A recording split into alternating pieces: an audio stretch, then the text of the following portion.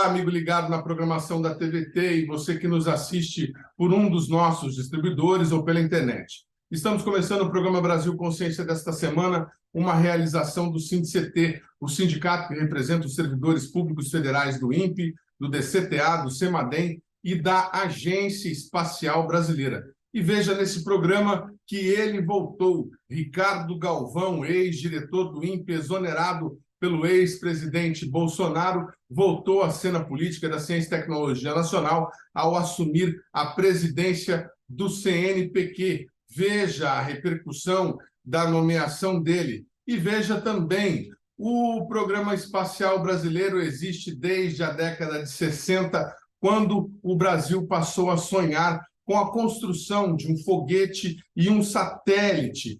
Neste período, o Brasil já teve inúmeras tentativas e gastou milhões de reais nesta empreitada, construiu alguns satélites, mas nunca conseguiu realizar o feito de construir um foguete. Tínhamos o VLS, que explodiu, matando 21 pessoas, passamos a trabalhar no VLM, que patina com o pedido de recuperação judicial da empresa Avibraz, que estava desenvolvendo o motor S-50, e agora, no finalzinho do governo Bolsonaro, a FINEP lançou um chamamento público para a contratação junto à iniciativa privada de um foguete capaz de lançar nanosatélites ou CubeSats ao espaço de até 5 quilos. Essa empreitada deve custar aos cofres da União 190 milhões de reais e tem data para anúncio de vencedores na semana que vem, dia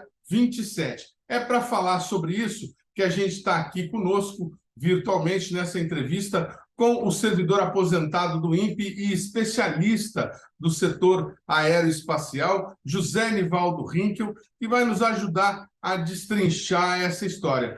José Nivaldo, muito bom dia, obrigado por você ter aceitado aí o nosso convite. O que lhe parece desse edital, desse chamamento? Que foguete é esse que nós estamos contratando junto à iniciativa privada? Ele é, digamos, um paliativo aos nossos fracassos de outros lançadores? Bom dia, Zé Nivaldo. Bom dia, Edson. Bom dia a todos. Bom, a respeito desse assunto aí, eu trabalhei no INPE bastante tempo no desenvolvimento de sistema de propulsão e aí tive a oportunidade de acompanhar a atividade do Brasil na área de tentativa de desenvolvimento de foguete e e estudar possíveis alternativas a isso. Já em reuniões anteriores, em publicações anteriores, eu tenho sempre dado ênfase de que um programa de propulsão para o Brasil, para um país que tem, digamos, ambições autônomas no espaço, ele deveria ser centrado em coisas um pouco diferentes.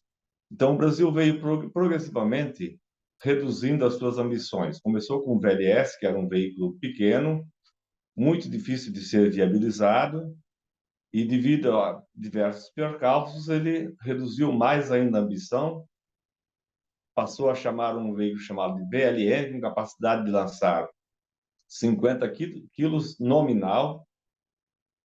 É bom dizer que, quando você começa um projeto com um valor nominal de 50, você provavelmente tem uma incerteza de talvez até 200 quilos. Então, já era bastante viável. E agora reduzimos mais ainda para 5 quilos. Isso aí, do ponto de vista de capacidade de lançamento, é completamente irrelevante. Existe muita atividade no mundo aí, pessoas ou indivíduos, ou mesmo pequenas companhias, dizendo que vão lançar foguetes com essa capacidade. Eu tenho sérias dúvidas com relação a isso, apesar de alguns anunciarem alguns, digamos, sucessos, eu não vejo nenhuma tentativa válida de fazer lançadores para pequenos satélites, ou micro ou nanosatélites. Lançar, mesmo que existam esses satélites, você sempre vai ser mais conveniente lançá-los em batch. Você junta 5, 50 ou 20 satélites lança de uma vez só. Isso, do ponto de vista técnico e econômico, é indiscutível, quer dizer, não existe justificativa nem técnica, nem econômica para se fazer veículos lançadores com capacidade abaixo de 100 quilos, por exemplo. Isso aí é impensável. Então, uma tentativa de dizer que vai lançar 5 quilos com uma incerteza de 200 quilos é injustificável. Interessante você dizer isso, Zenival. Quer dizer, então, até o VLM já tem sua relevância, já é de relevância discutível, na sua opinião? Na minha opinião, sim. Eu acho que, principalmente para um programa que se diz de caráter nacional. Quer dizer, se você é uma pequena empresa num país que já tem os seus veículos lançadores, quer explorar manter pessoas ocupadas, você pode até tentar fazer um veículo pequeno. Mas para o Brasil, dinheiro do Tesouro Nacional, para isso não há justificativa. O Brasil, para fazer um veículo lançador, deveria fazer um veículo de porte médio, com a capacidade de lançar entre 200, 500 ou 800 quilos, que atenda uma gama de missões nacionais. Então, particularmente, eu tenho visto durante muitas décadas já, o pessoal vem falando de veículos lançadores de pequeno porte. Eu não acredito nisso. Eu acho que, principalmente, para um programa nacional. Para você, digamos, num país que já tem tudo, que quer manter uma série de pessoas ocupadas, estudando alguma coisa que, digamos, que possa dar frutos no futuro, pode ter até alguma justificativa. Agora, centrar o programa brasileiro num veículo de pequeno porte ou de micro porte não faz nenhum sentido. Bom, para você, amigo do programa Brasil Consciência, saber, vamos ver agora quais foram os foguetes que o Brasil já desenvolveu nessa trajetória do nosso programa espacial. Bom, isso aqui é bem de improviso, viu, gente? Porque me pediram para fazer isso agora, né? Sim, nós temos aqui um display com uma maquete de todos os veículos que o IAE já desenvolveu ao longo da sua história, né? O primeiro veículo que nós desenvolvemos foi o Sonda 2. Né? O Sonda 2 foi um veículo de um estágio apenas. Por que Sonda 2? Porque existia um Sonda 1 inicialmente, mas esse Sonda 1 ele foi desenvolvido na indústria. No IAE, nós começamos desenvolvendo foguetes com o Sonda 2 e uma centena deles, na verdade 2 centenas deles foram lançados. A partir daí, nós seguimos uma política ou uma estratégia de desenvolvermos novos subsistemas e utilizarmos aquele sistema que nós já desenvolvemos para fazer com que o veículo cresça, né? Então, com isso nasceu o Sonda 3. Né? Então, o Sonda 3 é um veículo que tem, no seu primeiro estágio, um grande motor e, no seu segundo estágio, um veículo Sonda 1. Do Sonda 3, nós saltamos para o Sonda 4. Né? Então, o Sonda 4 ele tem essa característica também de ser um grande veículo, mas agora controlado. Esse foi o primeiro veículo que nós lançamos do ponto de vista controlado. E aí aconteceu um salto tecnológico, né, com a criação da Missão Espacial Completa Brasileira, o projeto VLS-1. Esse veículo também é um veículo controlado por meio de movimento das tubeiras. Então, as tubeiras, elas são movimentadas de modo que nós possamos fazer com que o veículo ele siga a trajetória que foi designada para que a gente consiga colocar o satélite em órbita. Tá?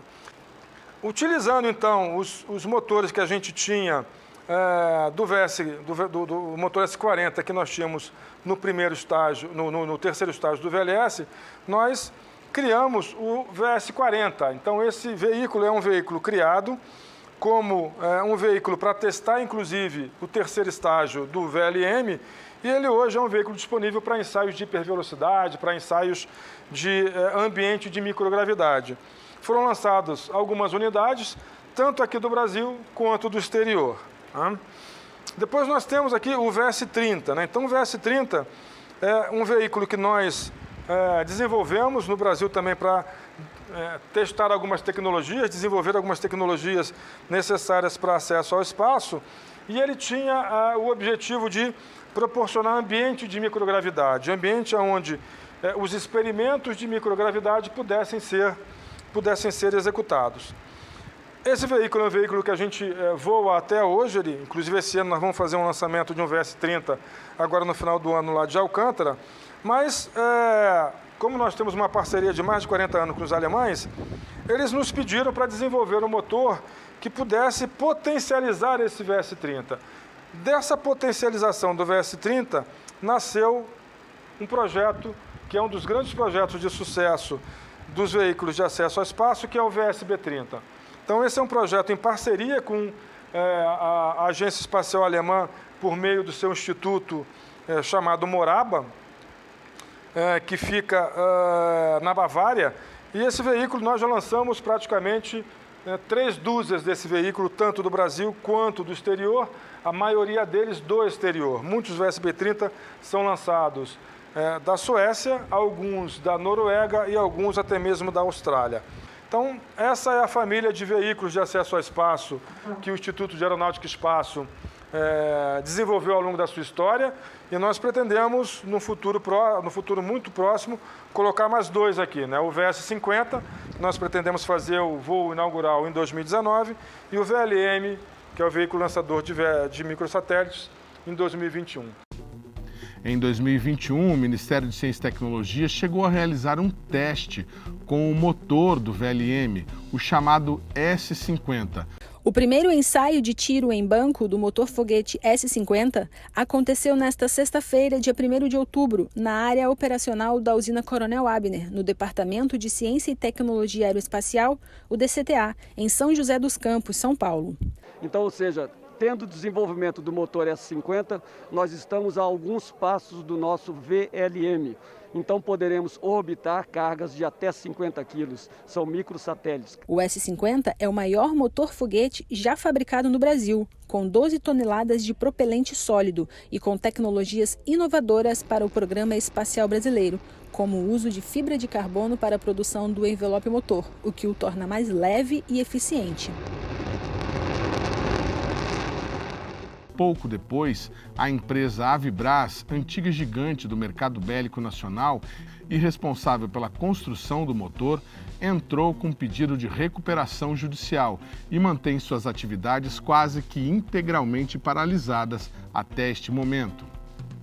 Não há um posicionamento oficial da EB e da FAB sobre a continuidade do projeto do VLM, mas sem o motor S-50, o teste previsto para 2023 e o primeiro voo previsto para 2025 deverão ser novamente adiados. Bom, muito bem, temos aí esse breve histórico que nós gravamos lá em 2019 com o ex-diretor do IAE. Vamos trazer para vocês agora quais são alguns dos requisitos técnicos que esse chamamento público que está sendo feito agora pela FINEP, que vai ter resultado divulgado no próximo dia 27, está colocando. O edital estabelecia como critérios obrigatórios a capacidade de carga de pelo menos 5 quilos e a órbita circular equatorial de 450 quilômetros de altitude. A empresa vencedora também será responsável por desenvolver meios operacionais para o lançamento do veículo e deverá construir ao menos 2 protótipos de voo em território nacional. Também foram elencados como critérios preferíveis, mas não obrigatórios, a capacidade de lançar múltiplos satélites, além de efetuar a reentrada antecipada do último estágio na atmosfera para evitar detritos espaciais. O foguete também deverá ser capaz de trabalhar em qualquer inclinação, para permitir sua utilização em órbitas equatoriais ou polares. Outro critério considerado preferível, mas não obrigatório, foi a possibilidade de ampliação da carga útil com possíveis upgrades no equipamento. O que você acha desses critérios aí, Zé Nivaldo Rinkel, que eles estão colocando como preferíveis? Eles estão terceirizando o desenvolvimento de foguetes para a iniciativa privada? Estão querendo criar uma SpaceX nacional que possa realizar esse sonho de lançar um foguete ao espaço? Pelo que eu entendo, eles procuram incentivar a utilização de coisas que já foram feitas previamente no Brasil, principalmente alguns motores de combustível de propelentes sólidos que já foram desenvolvidos em diversas tentativas anteriores de construir foguetes. Agora, com relação a esses requisitos, quer dizer, os 5 quilos realmente 5 quilos de massa útil não tem nenhuma justificativa técnica para se fazer isso. Quer dizer, com as incertezas que se tem hoje ao iniciar o projeto, as margens de projeto que você precisa para cada componente, elas levam à incerteza na carga útil de muitas dezenas de quilos. Então, é como você querer pesar um frango de 2 quilos, quando a balança tem certeza de 55 quilos. Quer dizer, não faz sentido você trabalhar com massa útil de 5 quilos de veículo lançador.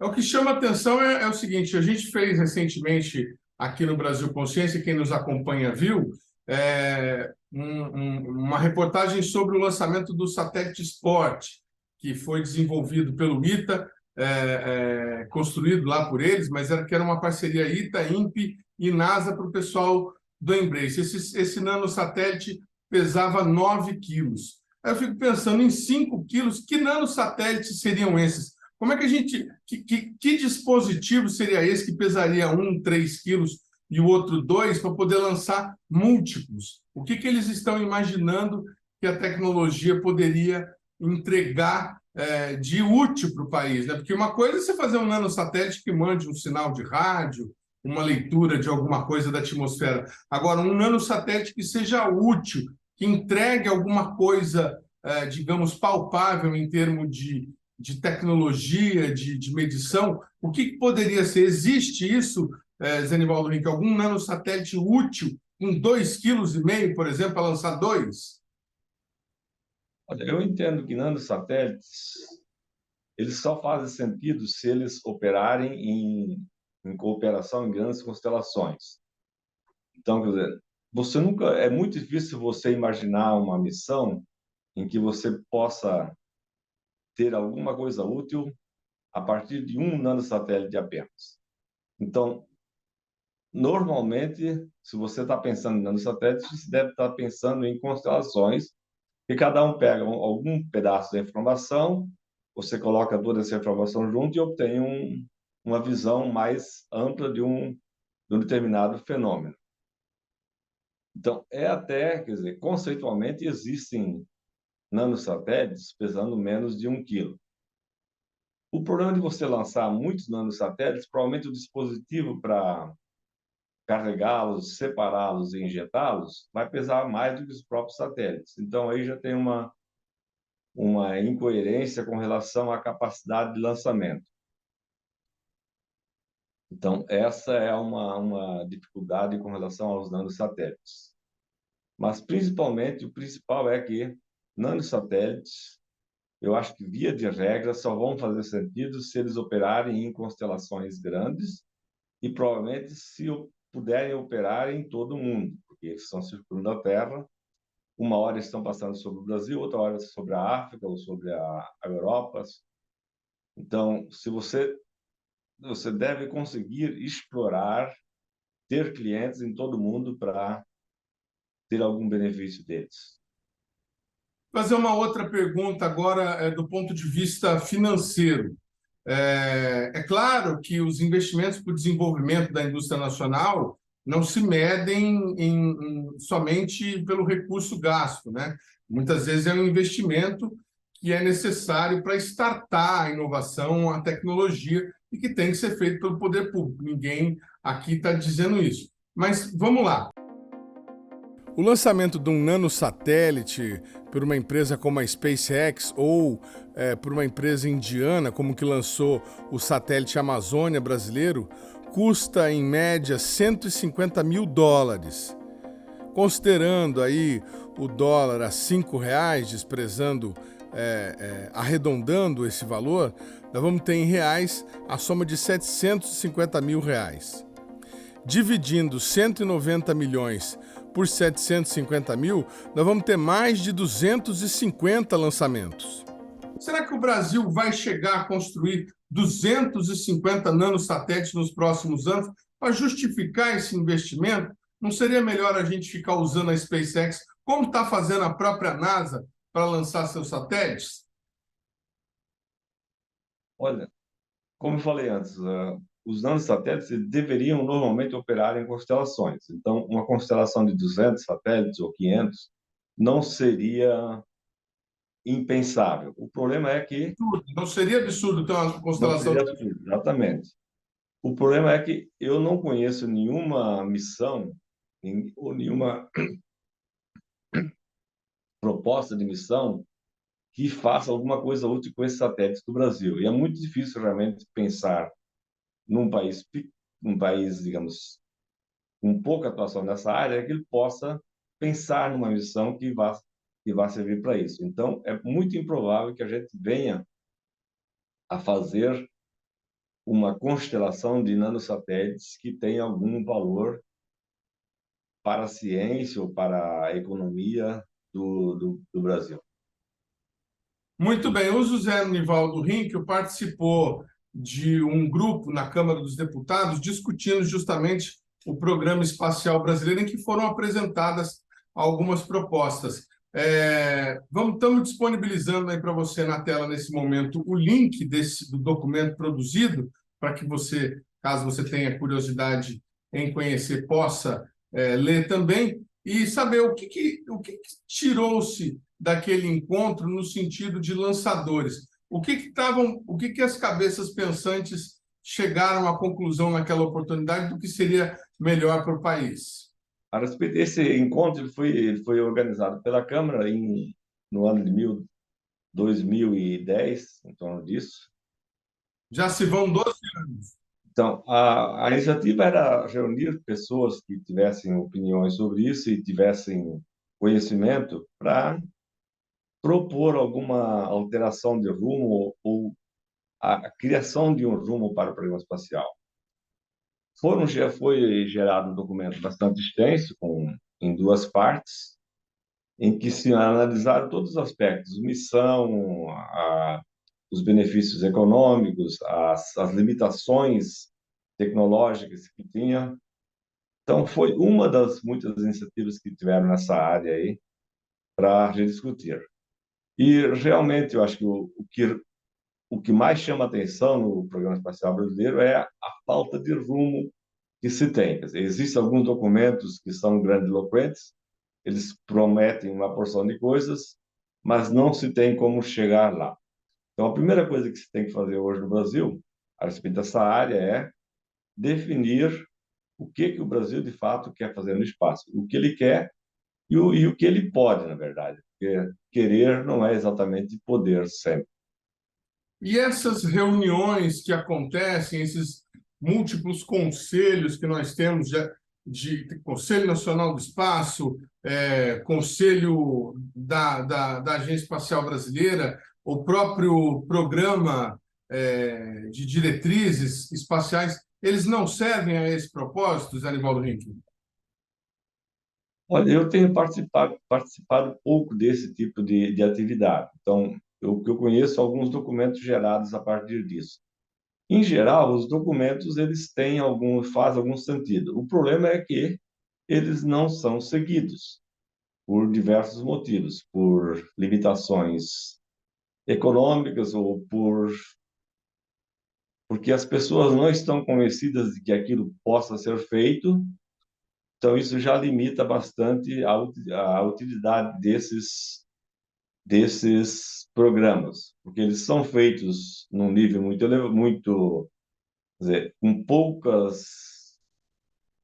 com poucas considerações para a infraestrutura existente. E então eles, apesar de serem grandiloquentes, eles são pouco relevantes para a realidade do que é feito na indústria ou nos próprios institutos de pesquisa. Muito bem. Bom, lembrando, vamos repetir aqui, que o resultado desse chamamento público será divulgado no próximo dia 27, e que a FINEP, que é a financiadora desse projeto, continua sob a gestão de um indicado pelo governo anterior. O general Valdemar Barroso Magno Neto é o diretor atual da FINEP. Nesse momento, se discute quem será o novo presidente da FINEP. O governo do presidente Lula ainda não indicou o novo presidente da FINEP, e um dos cotados tem sido o ex-deputado e ex-ministro de Ciência e Tecnologia, Celso Pancera. Quero agradecer demais a presença do José Nivaldo Rinco aqui nessa entrevista. Obrigado por você ter colaborado com a gente, viu, Zé Nivaldo? E apareça mais vezes aqui para dar um alô para a nossa audiência. Obrigado, viu? Obrigado, tenho sempre disposição e no que eu puder contribuir, estarei sempre às ordens. Muito bem. Por falar em presidente da FINEP, nós vamos com um rápido intervalo e, na sequência, você vai ver a nomeação do novo presidente do CNPq. Ele voltou, Ricardo Galvão está de volta à cena da política de ciência e tecnologia do país. A instante só, não saia daí.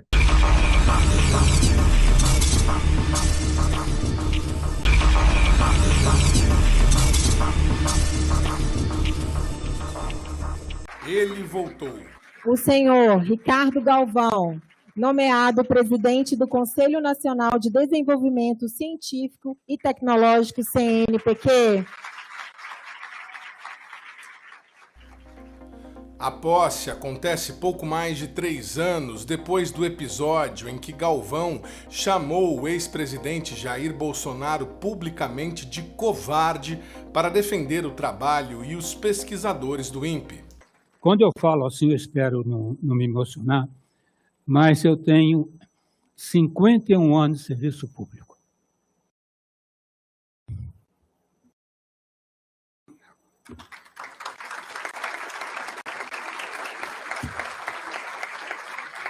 E todos sabem como os servidores públicos são acusados de não fazer nada, de não trabalhar, de não produzir. Vocês foram o sustento contra esse governo. Eu sou muito agradecido a todos, muito agradecido a todos os servidores das unidades de pesquisa do MCT. Muito obrigado de coração.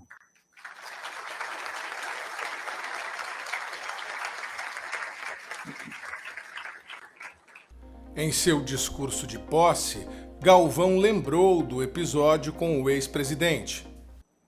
Estávamos sofrendo não fisicamente, mas no âmago de nossas almas devotadas à soberania da ciência, devido aos ataques perversamente negacionistas de um governo translocado. Nesse estado de espírito, fui convidado pelo professor Silvio Canuto a ministrar uma aula magna na USP, e fiquei preocupado com a mensagem que transmitiria no final de minha apresentação. Mas, além do grande número de mensagens de apoio que recebi de colegas e de várias associações científicas brasileiras e estrangeiras, recebi também, há poucos dias de minha palestra, uma correspondência que me comoveu muito e renovou minhas esperanças. Foi uma carta de Ângela, Sérgio e Silvio Leite Lopes, filha e filho de José Leite Lopes, grande cientista e bondoso amigo, que foi cruelmente perseguido na ditadura militar. Eles disseram, abro aspas, ficamos muito satisfeitos e aliviados com sua confrontação direta com o presidente e o ministro Salles, em nome da honra da ciência brasileira, com presença de espírito e firmeza. José Leite Lopes, Jaime Tiômono, Elisa Frota Pessoa e Maria Laura Leite Lopes estariam contentes, fecho aspas. Com estado de espírito renovado por essa mensagem, concluí a palestra retornando à pergunta da professora Elidiane Rangel e do professor Newton Cruz. A Mariana Moura estava lá e se lembra, né, Mariana?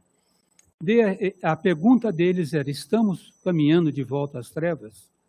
Eu respondi: não, porque a comunidade acadêmica e científica e o povo brasileiro não se calarão. Prezada ministra, de fato, o povo brasileiro não se calou. Há pouco mais de um mês, derrotamos a truculência negacionista em nosso país.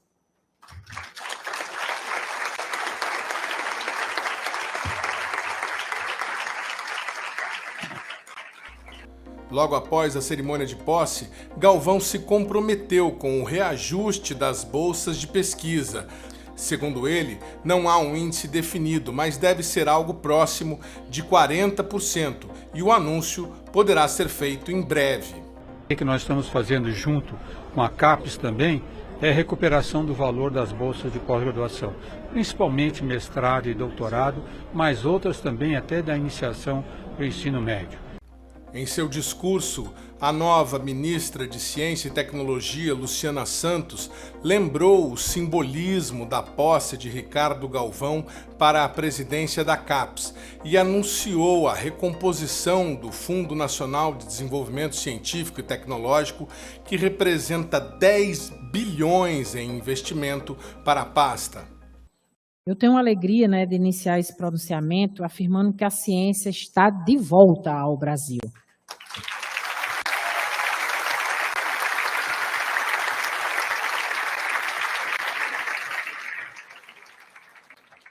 Este é um brado que estava preso na garganta de todos nós. E hoje ele ecoa com a certeza de que a ciência está de volta com todo o prestígio e vigor, em um governo absolutamente empenhado sob o comando e orientação do nosso presidente Lula. Está empenhado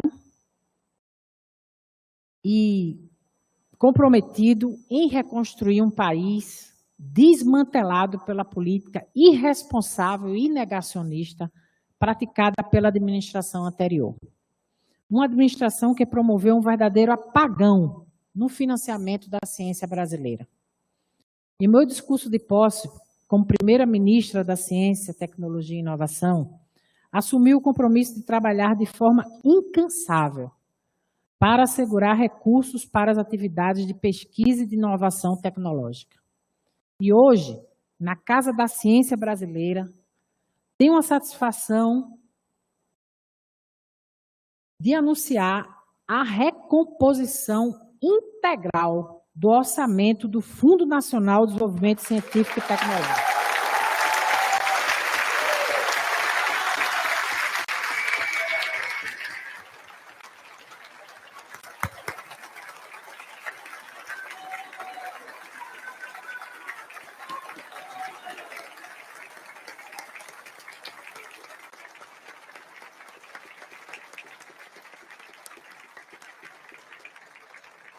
Não se reeditará nenhuma medida provisória na direção de contingenciamento. Então, nós vamos ter liberado os 4,2 bilhões que estavam na reserva de contingenciamento e vamos ter os recursos da LOA, que já estava previsto em 5,2 bilhões. Com isso, nós recompomos um recurso da casa de perto de 10 bilhões. Ela também prestou homenagem ao INPE e ao trabalho dos pesquisadores do Instituto para o monitoramento dos biomas brasileiros e o combate ao desmatamento. Senhoras e senhores, hoje é dia em que se faz justiça à ciência brasileira. O dia em que viramos a página do negacionismo, que não pode ser esquecido para que não volte a acontecer. Negacionismo que revelou sua face mais cruel durante a pandemia da Covid-19, ao empreender discursos e ações anti-vacina, anti-ciência e anti-vida. Hoje sepultamos o negacionismo ambiental e exaltamos o trabalho desenvolvido pelo Instituto Nacional de Pesquisas Espaciais, o INPE.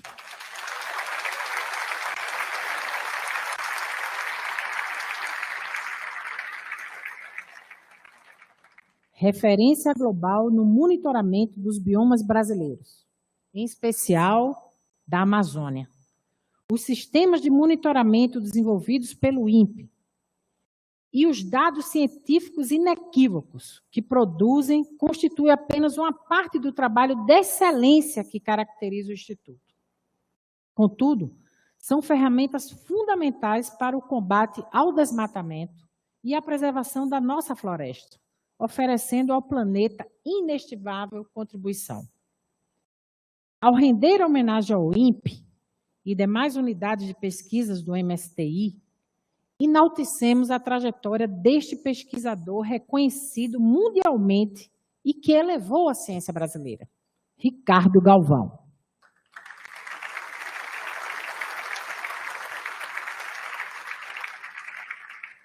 Outro ponto destacado pela ministra foi o compromisso da ampliação da participação de mulheres na ciência brasileira. A criação do CNPq foi um marco fundamental na história da ciência no Brasil. Em mais de 70 anos de história, o CNPq prestou serviço imensurável ao país. Se hoje a pesquisa brasileira tem assento na elite mundial da ciência, devemos isso ao CNPq, que instituiu um programa de bolsa de pesquisa de importância estratégica. Sempre na vanguarda da história, o CNPq foi pioneiro no estímulo à participação das mulheres na ciência.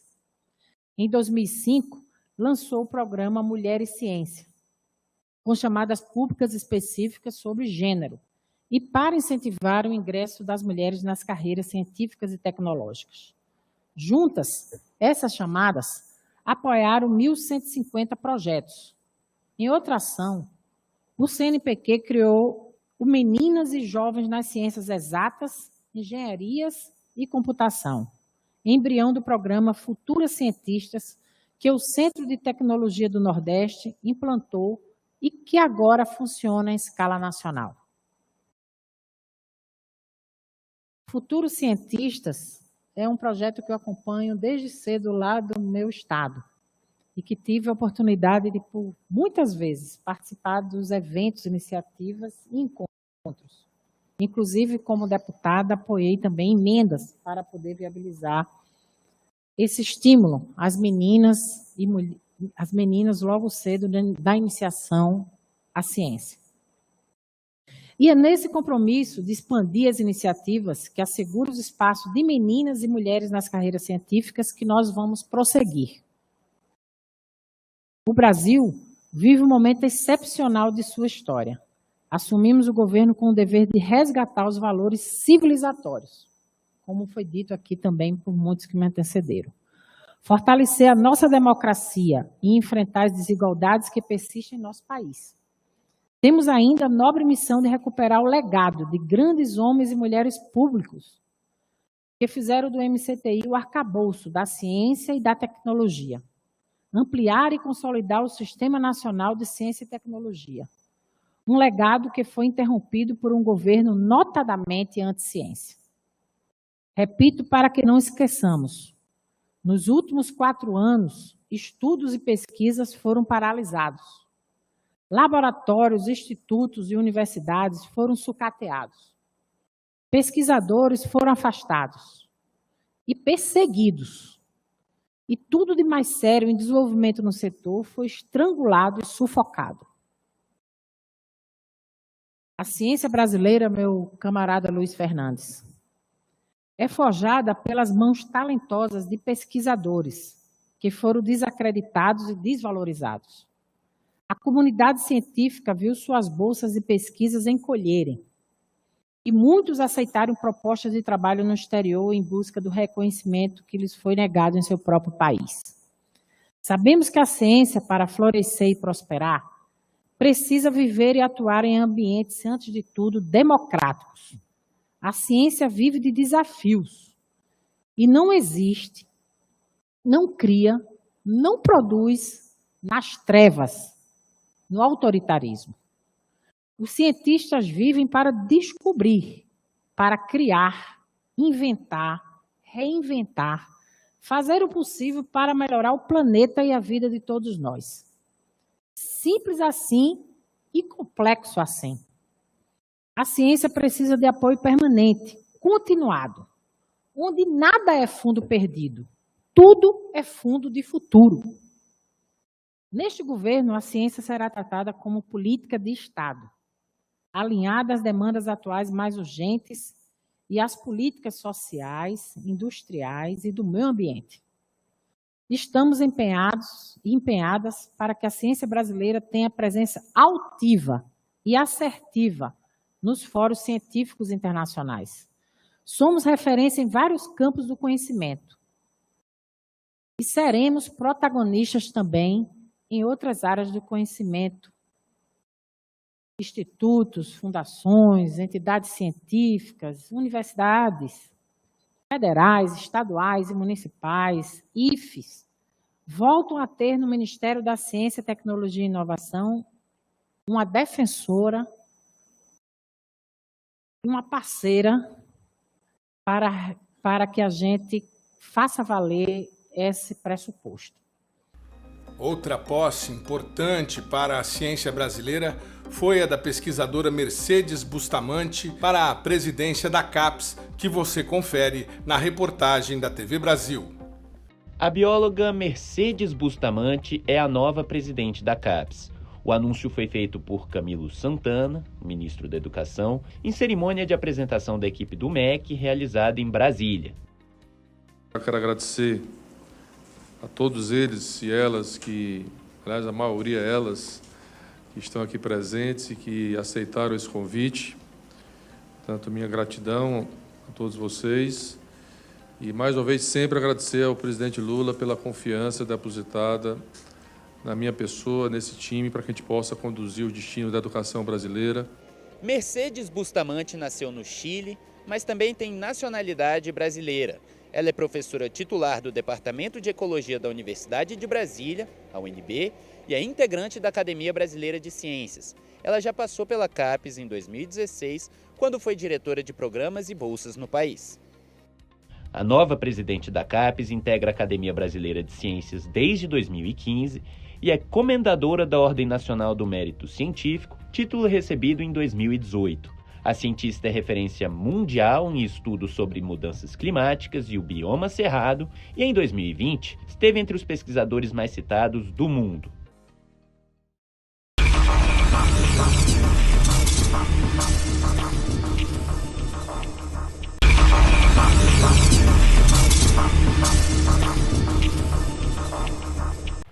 Muito bem, cerimônia de posse de Ricardo Galvão como novo presidente do CNPq, com as declarações da ministra Luciana Santos sobre o descongenciamento permanente do FNDCT. Vamos saber, então, o que pensa o SINDCT, o sindicato que representa os servidores públicos do INPE, do DCTA, do CEMADEM e da Agência Espacial Brasileira, sobre as nomeações de ambos aí para a ciência e tecnologia do país.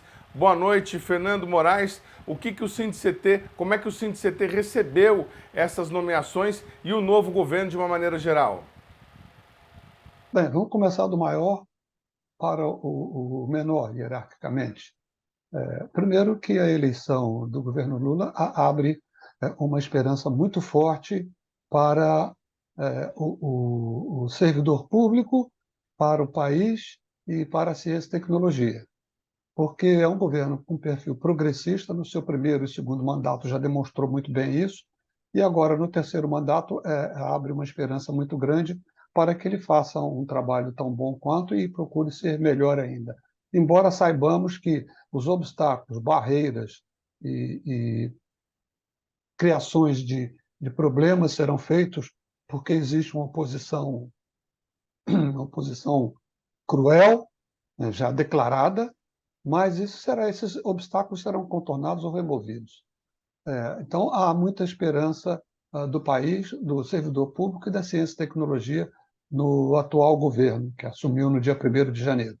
Quanto à ministra Luciana Santos, é uma mulher negra, nordestina, ela vem de uma grande experiência parlamentar, vem de experiência de gestão administrativa no serviço público, inclusive na área de ciência e tecnologia.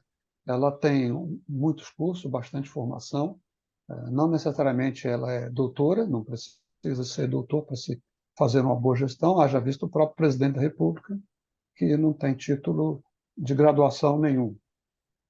Então, mas ela já demonstrou nas suas falas, tanto antes quanto depois da sua nomeação, ela demonstrou que conhece o assunto, conhece os problemas e sabe que ela está na frente do Ministério, que pode ser uma das grandes ferramentas para o desenvolvimento do país, para que o país volte a crescer, volte a se desenvolver. Quanto a Ricardo Galvão, que foi nomeado agora pela ministra, obviamente com aval de presidente Lula, foi nomeado como presidente do CNPq. CNPq esse que estava muito combalido, muito sucateado em termos de orçamento pessoal, em termos de áreas de atuação. E agora, com o Ricardo Galvão, vem a possibilidade de que este órgão, que é importante, esse órgão do Ministério da Ciência e Tecnologia, ele venha a ser novamente dinamizado. Existem problemas, temos problemas de recursos humanos, tem o problema das bolsas, tem o problema dos recursos financeiros que iam para o CNPq e foram cortados pelo governo anterior, que eu faço questão de não dizer o nome deste governo que passou, faço questão,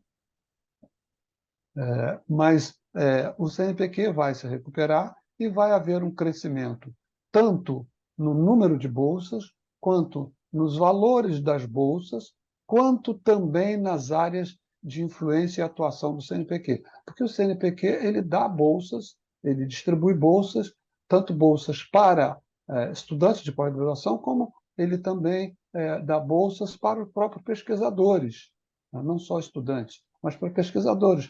Tem auxílio bancada, tem a bolsa de representação e tem as verbas de projetos, porque um pesquisador apresenta um projeto no CNPq, esse projeto é muito discutido nas comissões e estes projetos sendo aceitos, o pesquisador ele gerencia um recurso que é para ajudar a tocar o projeto dele.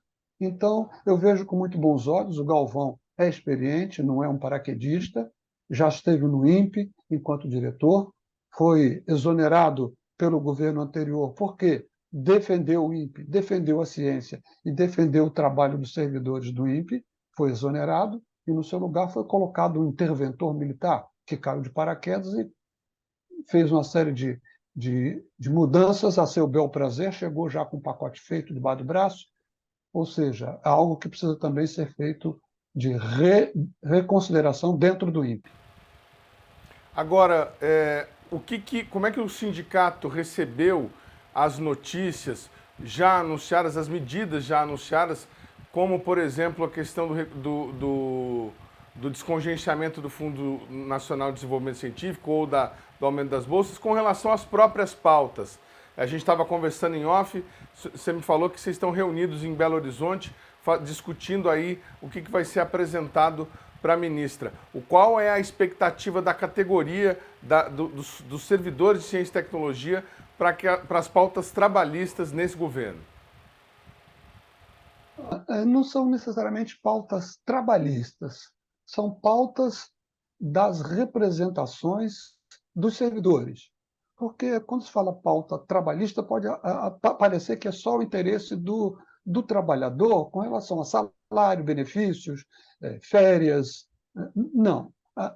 O fórum está reunido, e todo ano a gente faz isso no começo do ano, estamos reunidos em o Fórum de CIT, que congrega 32 entidades de representação dos servidores das carreiras de CIT. O SINDICT faz parte e o SINDICT conduz a Secretaria Executiva do Fórum de CIT. O SINDICT e as outras entidades estão discutindo todos os problemas relativos à ciência e tecnologia no Brasil e a vinculação a questão financeira, orçamentária, de recursos humanos e de estruturas.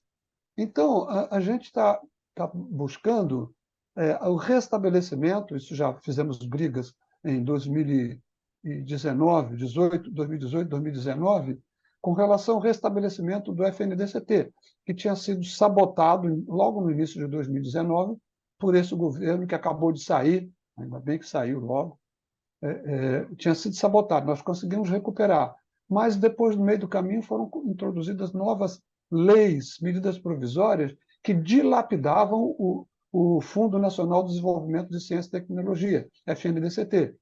E agora nós estamos procurando desmontar esse arcabouço de medidas esdrúxulas feitas pelo governo anterior e construirmos uma pauta que esclareça e que reforce a necessidade dos investimentos do FNDCT, a distribuição, percentuais, as formas, e isso cai em cima, isso reflete em cima do CNPq, da CAPES, dos institutos de pesquisa, das pesquisas feitas pelas próprias indústrias. As indústrias também se beneficiam do FNDCT.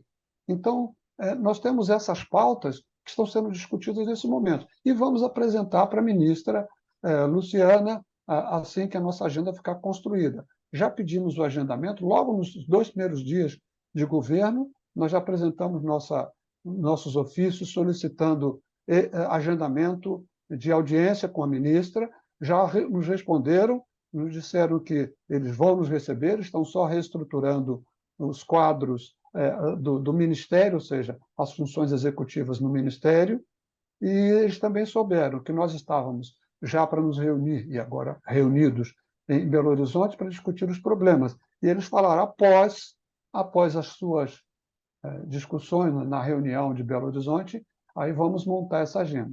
Um outro problema que passa, Edmond e aqueles que nos ouvem, é que tem que ser reestruturado os quadros executivos dentro do Ministério, porque aquilo estava cheio de militares que não tinham nada a ver com a coisa. Tinha secretário executivo, tinha assessor de não sei o quê, tinha diretor adjunto, todos militares. Teve uma época que eu dei uma olhada nos quadros, tinham 25, contando com o ministro astronauta, que devia ter ficado lá em cima mesmo, na minha opinião. Tinham 25 militares pendurados ali na cúpula do Ministério. Ou seja, foi um aparelhamento militar assustador. E a coisa não andava. Não se conseguia falar com ninguém, ninguém sabia de nada. O próprio ministro cansou de dizer várias vezes, eu não sabia disso, eu não sabia daquilo, tomei uma bola nas costas. Cansei de ouvir disso. Então tem que ser reformulado também os quadros no Ministério, os quadros executivos, para que a máquina possa andar com gente que conheça realmente, não o que estava acontecendo anteriormente. Vocês têm expectativa de que esse governo abra e realize concursos públicos para a recomposição dos quadros a curto e médio prazo? Bem, o governo que entrou agora no dia 1º de janeiro, um governo progressista, a equipe de transição trabalhou com todos os segmentos da sociedade, empresários, trabalhadores, servidor público, pesquisadores, meio ambiente e tudo. E na área de ciência e tecnologia, o grupo de transição, o grupo de trabalho da transição, nós fornecemos subsídios, documentos, nos reunimos com alguns representantes, colocamos nossas opiniões, e o que ficou claro é o seguinte, isso inclusive está colocado no relatório final.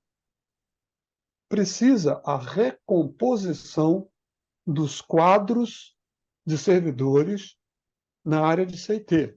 Outros órgãos, outros ministérios também têm o mesmo problema, mas precisa na CT, precisa dessa recomposição. E essa recomposição tem que ser feita, primeiro, urgentemente, através de mecanismos mais dinâmicos, mesmo que sejam temporários, mas não CLT. Não adianta querer colocar servidor público CLT. Não funciona. Tem que preparar o indivíduo, tem que fazer o concurso, e os concursos têm que ser regidos pelo órgão, pelo instituto onde vai haver a reposição. Porque não adianta uma escola nacional de alguma coisa em concursos públicos realizar concurso, por exemplo, para o CEMADEM, para o INPE. Ele, no máximo, vai perguntar algumas opiniões, mas quem sabe do que precisa mesmo é o próprio Instituto, é o pesquisador que chefia uma equipe. Ele sabe o que ele precisa ali, não um concurseiro que vai tirar nota alta, vai ser selecionado e só tirou nota porque conheceu a equação matemática, que conheceu a equação da física, que conhecia o fenômeno físico ou químico. Mas aquele que está, principalmente, que está lá dentro como bolsista, que está lá dentro há 5, 10, 15 anos, trabalhando lá dentro e domina absolutamente. E nesses concursos feitos por essas entidades fora, eles não levam em consideração, com peso significativo, a experiência e o domínio que certos servidores, são 3, 4 que estão lá dentro. Eles é que serem os prioritários a disputar essas vagas. Agora, se tem outros experientes, porque o concurso tem que ser de âmbito nacional, se tem outros também experientes, que participem. Agora, não pode dar ênfase a quem resolveu a equação matemática, a equação física ou decorou alguma coisa. Não é só isso. Agora, é importante também a questão da recomposição salarial do servidor público, porque nós estamos há 7 anos sem reajustes, com perdas que se aproximam de 72%. Ou seja, não dá para o servidor ser deixado em segundo ou terceiro plano.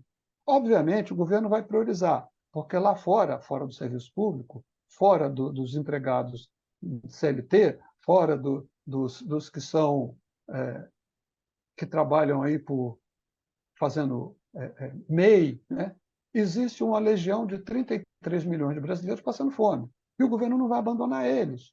Não pode, não deve, ninguém quer. Então tem que priorizar principalmente isso. Mas o servidor público precisa ter seu salário recomposto.